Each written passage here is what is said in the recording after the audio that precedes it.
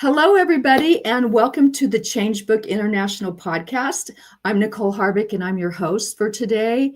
And as you know, each and every Monday, I bring you another amazing author, and today is no exception. So I would like to introduce to everyone Sid McNairy. Sid, how are you today? Oh, I'm doing great, and thank you for having me. Oh, you're so welcome. I can't wait to introduce you to the audience because you've got an amazing bio.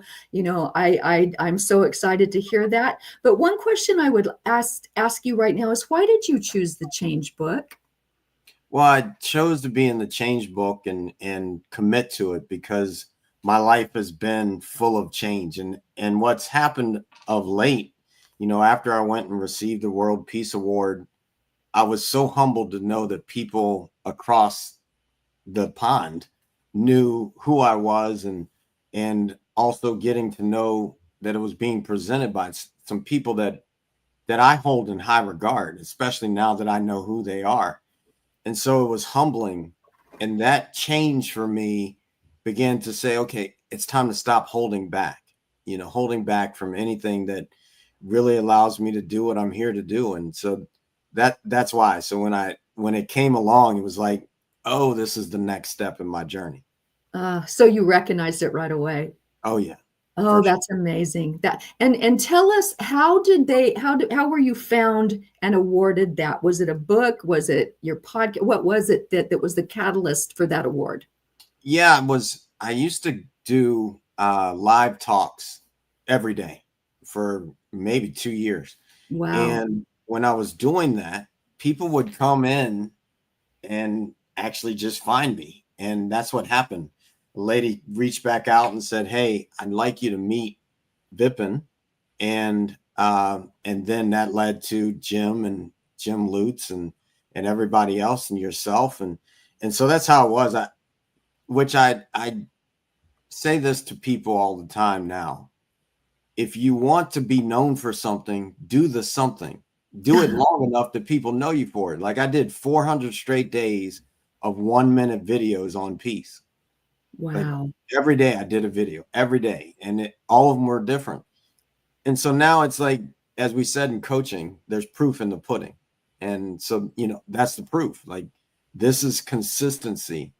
And that's where this has landed for me for sure. Wonderful. And how did you come to choose peace? I mean, I know how important it is, not just worldwide, but inner peace is so important. It creates our outside world. What was your how did you come to decide on 400 videos about peace? Well, in the beginning of my own life, I realized where there wasn't peace around me.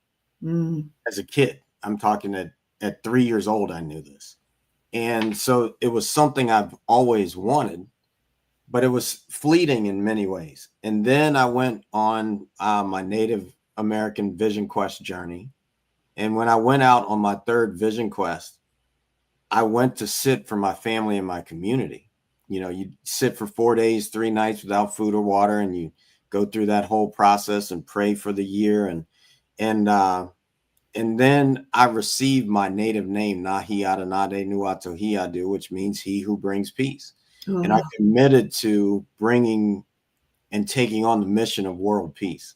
And so it was easy when it came. Now everything's in that vein. It's been 10 plus years that's set in my cells. And so now it's a lot of times people are like, how do you keep peace in these crazy moments? Well, I've committed to it so much in my body when I lose peace, which fortunately that's gone.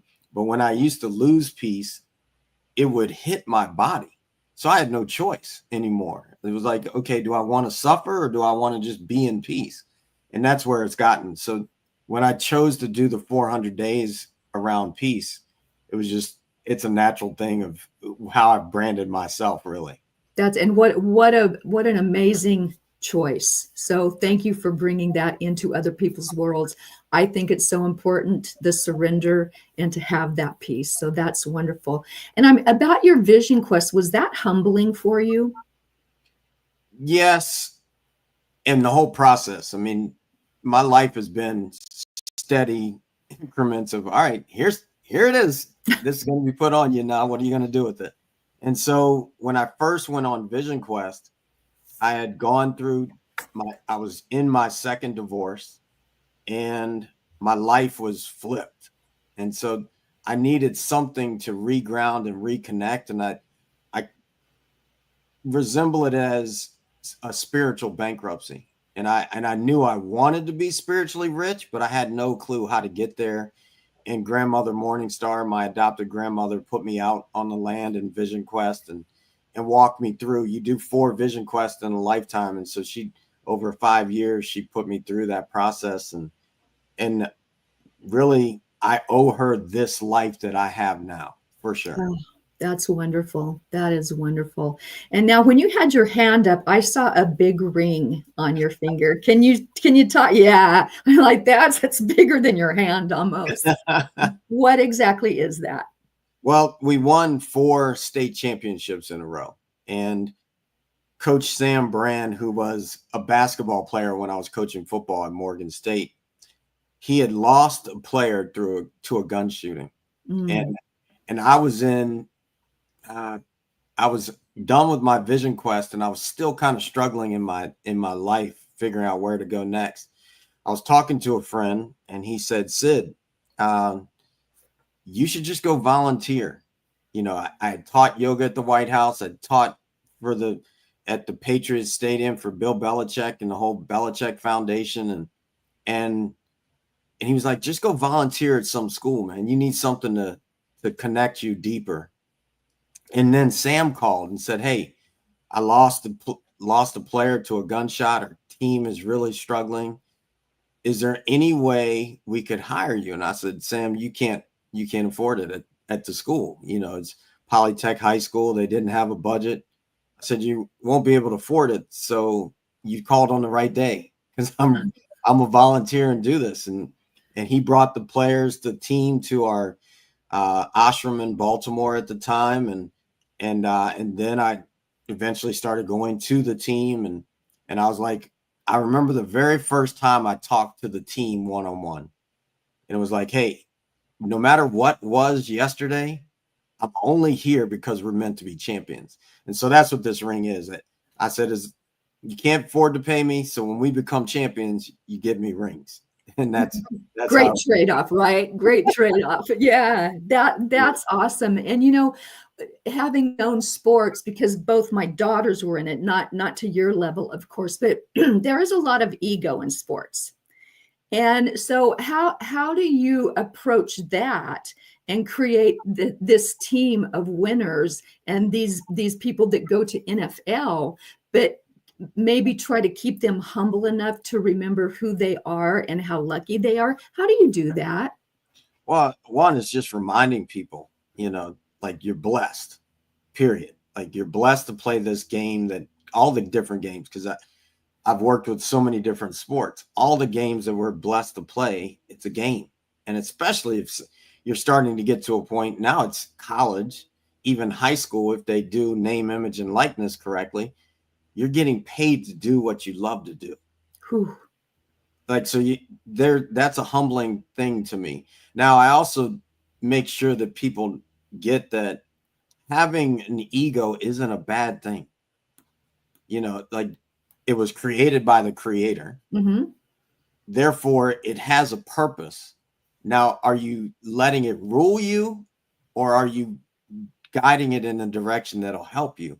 And so I think that's important for people to get when it comes to that idea of ego, to use it in a way that elevates your life, which looks like getting up, being disciplined, challenging yourself to be your best in every way. Yeah, that comes a little bit from the ego.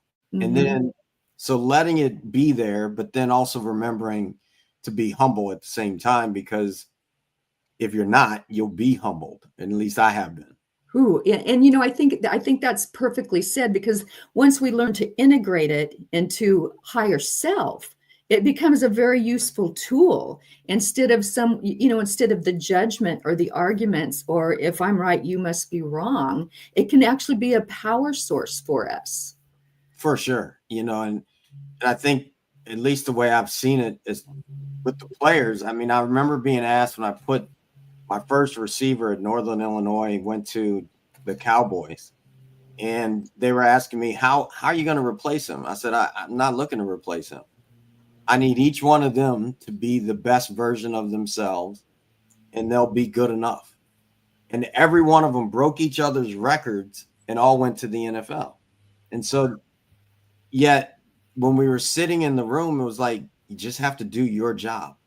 And if you do your job well enough, you'll become my favorite player and everything will work out. Wonderful. Yeah. And I'm sure with someone like you in there, they don't often see that kind of mentality. So how did they handle that at first? I mean, you're giving them positive reinforcement. I know with, the volleyball, the basketball that my girls play, again, not on your level, but there was a lot of negative talk. And I know you have to point out certain things that you need to correct or where you need to pivot. But how do you instill this correction as positivity, not negativity? Well, I mean, it becomes a mindset for me as a coach, as somebody guiding someone in life. Like, I know that if I only give negative thoughts, that's all that's going to continue to come forward is the negativity. So I already know that. And I think when I look at, like, you keep mentioning the levels. When someone starts, the most important person I think you could put in a child's life is the coach. And if the coach is a negative imprint on that child, the outcome in the end will be negativity. So I think it's important that way. I was fortunate, one, to be 24 years old when I started coaching Division I football. And so we went around and saw a lot of different coaches and how they implemented their way to the team. And what I got to be around a lot of great coaches: Joe Novak at Northern Illinois, Bob Spoo at Eastern, Eric Holmes at Northern Michigan. And we went and saw and spent time with Gary Barnett. Was probably one of the biggest impacts for me. He's got a book called High Hopes, I think it is. And when he was at Northwestern, now they had no players get drafted from the Rose Bowl championship team, right? None of them. They weren't good enough to be drafted, but they won the championship. And so he had ways that he had a doctorate in psychology, and he had what he called a coach's sandwich. And all of their players or coaches did it when their players would come back. First was say something they did well, then say something they could do better, and then tell them another thing they did well to keep doing. That shaped me, from him and Phil Jackson, reading his book as well, Sacred Hoops. His book freed me to teach meditation that I had learned when I was 8 years old, to bring it forward as a coach. Wow. I help people meditate and know themselves. And so that was the thing that I thought the biggest thing I wanted players to get was, if you beat yourself, you will always win. Yeah. And I love that he had them choose where they needed to improve, because we know what we're doing right, what we could do better, what we're doing wrong. But a lot of times no one ever asks us.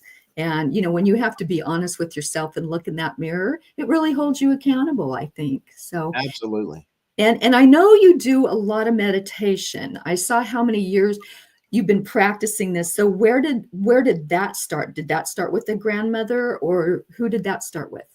Well, first, it's my dad and my mom used to play games with us as children, like the silence game.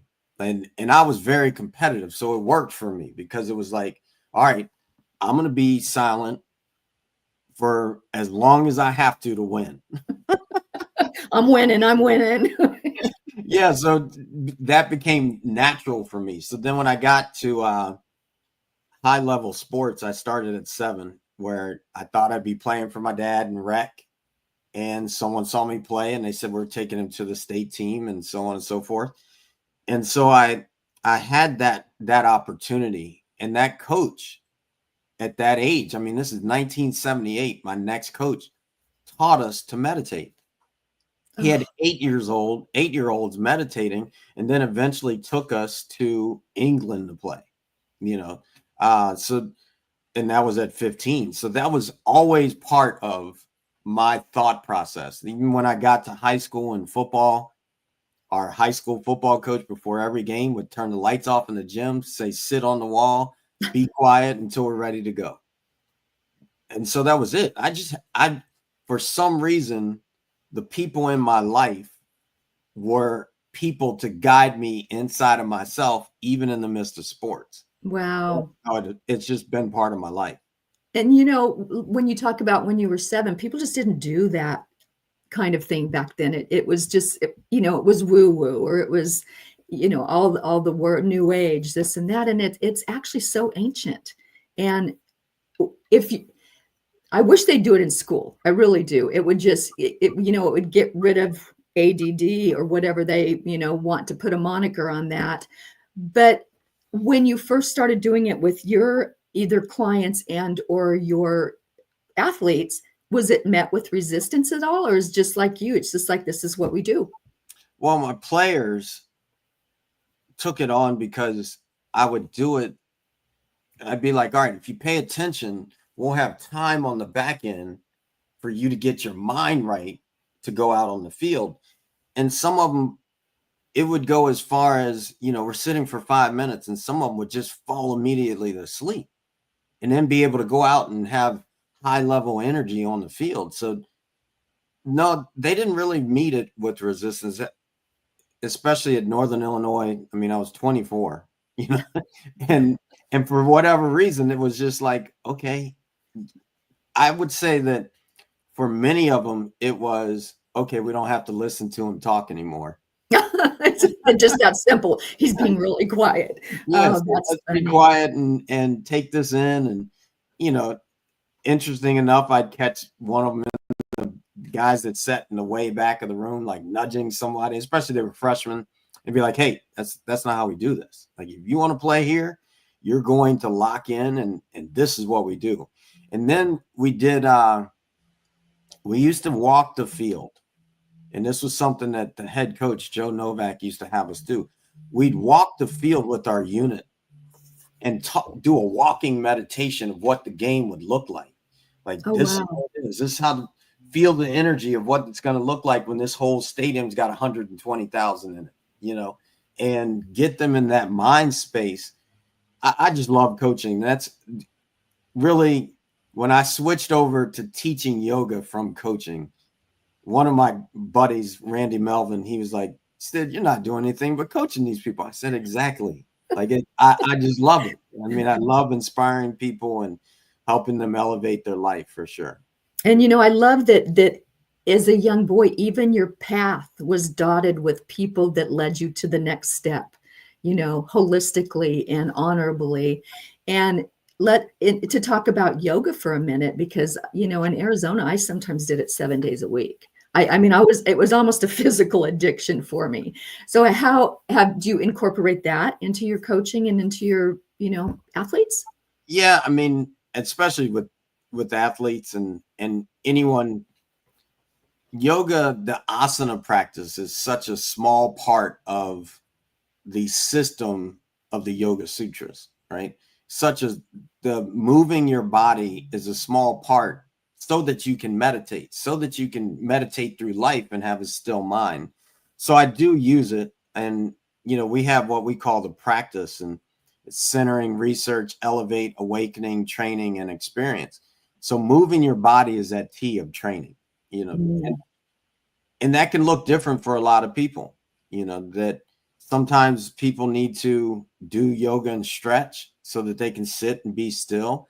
Other times they may need to go lift weights and get stronger in their core. Biking, I take a walk on the beach all the time. There's automatic theta state when I'm seeing the ocean. So that part of it, yes, we do a lot of it with people. And I want people to know that however you're moving that allows you to be still and strong in your body is perfect for you. I love that. That's so amazing. And you bring up the practice. Now, is this something that this is what you've put together to help people? Yes, exactly. And you mentioned it. Can you expound on what exactly it is and how it came to be? Yeah. Well, the practice, I mean, everything really goes back to sports in so many ways for me. So you're practicing at life. And in order to have a perfect game, you actually have to practice perfection. You know, you have to go out and practice day in and day out, reaching for that level of perfection. And so life is the game is life, and every day is a practice. So that's part of it. And when I'm working with people, we set up daily practice. Like I meditate right over here for 2 hours every morning. And I turn my phones off. So there is no alarm. I'm Mhm. I'm woken up at 4 in the morning and go right to it. So I have that level of discipline in the practice. And my discipline is I am a disciple of peace. And then it comes into, all right, centering is really taking it in your mind. Research is looking at what are those things that I don't know so that I can figure them out, so that I can add them into my life. Elevate, often that is, we do a lot of mantra things because we want to make sure that we're programming our mind to get the subconscious running in the direction of where I want to go. And awakening is, now I'm starting to move through the day. And what are the things that I didn't know so I can pick up something new and add it in if I want to, receive those things. Training, as we talked about, and then the experience. How do I set up my life so that I experience the life I want to live? Wow. Yeah. And does manifestation come into that through all these modalities that you practice? Oh, definitely. That's why the acronym is CREATE, you know, Mhm. because I am creating my life consciously or unconsciously all the time.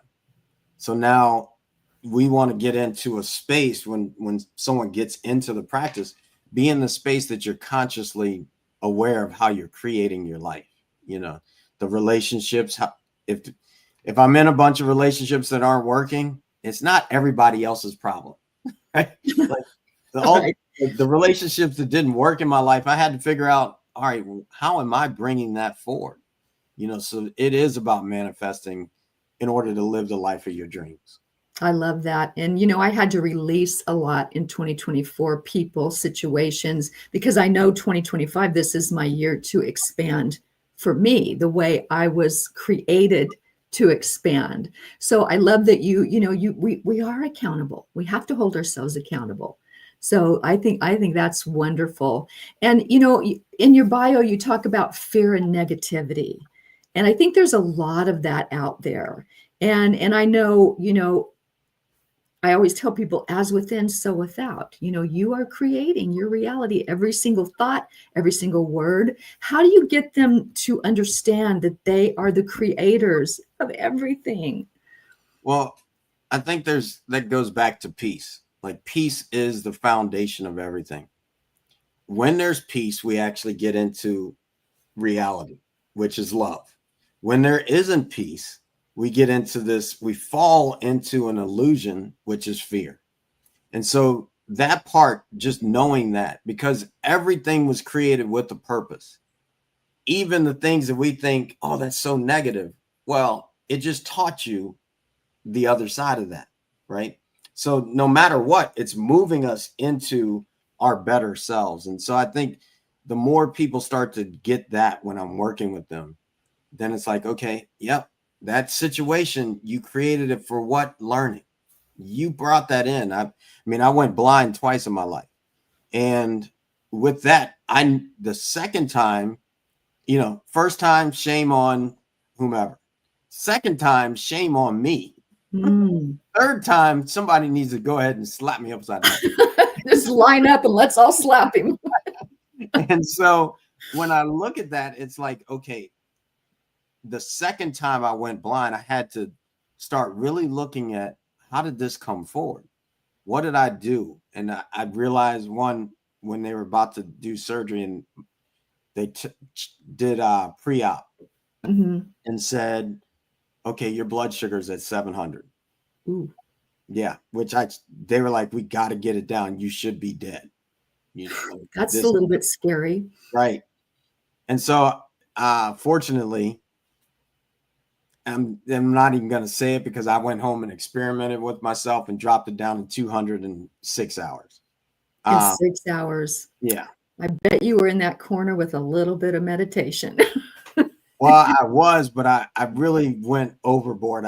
I was told that you could alkaline your body with baking soda. Mm-hmm. I took way too much. And so I'm not going to tell anybody that just so they don't go take way Exactly. more. Exactly. And Yeah. so, but it dropped my blood sugar down. And then over time, I started shifting. People like yourself or other people in the healing space called and said, Sid, I heard you're going through this. Can we work on you? And then eventually I finally got the courage and the belief that, okay, you got to get the rest of it out of my eyes because it had come in my eyes. And then when Doc had done one eye, he did my left eye on Valentine's Day. So this is now 3 years later, a couple of days ago. And I was like, Doc, this pad you put on is itching. I promise you I won't scratch my eye. Can I take it off? And I'm a bad patient, if there's a such thing. And so I took it off and he was like, yeah, just don't use your eye too much. And I turned and I couldn't see out of my right eye, but my wife was to my left. And I opened my eye and I realized, man, I've been missing the beauty of God's world. Like I knew I had a beautiful wife physically, but to see her glow with my new eye that I couldn't see out of, that changed my life. Wow. That gives me goosebumps to hear you say that, because it's almost as if that was meant to be so you could see it in that particular reality. Absolutely. I mean, That's I know I amazing. created it that way for That sure. is amazing for sure. And one of the things I saw in your bio is you talk about divine potential. And I love that. I love that because we all have something in us, a spark that we might not realize at first, but we come with a divine design. So tell me about divine potential and how to get that across to every single person that they are special. Well, first I'll say we have this idea that I hear people say this a lot. I'm human, as if being human justifies being less than what you know is possible. And God, from my view, God, creator, has created everything in perfection, including us. So every moment, everything is designed perfectly to get me here. Like, yep, I went through some things that if I were to do them again, I would do them exactly the same so I get here. Yet, if I knew, like, if something came my way now going forward, I'm going to choose it differently because I already went through that. But I needed that stuff to get here. And so that divine potential is the greatest potential that's out there for any of us. You know, it's being fully human is all we need to be. Like, I think about all the people that have done amazing things. That's in all of us. Yes. I just have to reach for it and trust that it's possible. So reaching for that level of divinity, it's just a calling for me. It calls me. It calls all of us, really. It Because does. otherwise we wouldn't sit there and feel guilt or shame. Shame. Yeah, All those exactly. things without knowing inside there is a greater potential. Wow. Wow. Well, we are already at the end of our interview, and I have to tell you, you're an absolute breath of fresh air. And I love everything you've said today. I resonate with it as well. And before you go, just a few nuggets to the people that are listening. What would you tell them to help them understand how special they are? Well, one, everything's happening inside. I say this in The Secret Weapon. All of life is determined by your connection. So if I'm seeing anything like your frequency, we're all energetic beings. Your frequency is what you frequently see. If you want to change your frequency or change what you see, change it in here, the inside, and it'll automatically shift.